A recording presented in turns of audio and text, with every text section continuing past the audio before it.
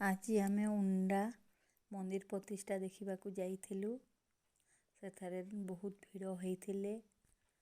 ଦେଖନ୍ତୁ କେତେ କଳସ ଯାତ୍ରା କରିଥିଲେ। ବହୁତ ବଢ଼ିଆ ଲାଗିଲା ଦେଖିବା ପାଇଁ। କିନ୍ତୁ ଶିବ ମନ୍ଦିର ହେଇଛି, ହନୁମାନ ମୂର୍ତ୍ତି ହେଇଛି। ବହୁତ ଭିଡ଼ ହେଇଥିଲେ।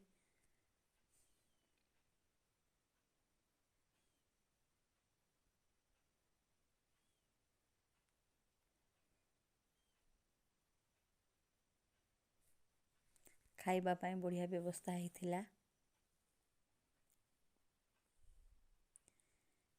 ଆମର ମଠର ବାପା ପ୍ରବଚନ ଦଉଥିଲେ। ମନ୍ଦିରକୁ ଦେଖ କେଡ଼େ ସୁନ୍ଦର ହେଇଛି।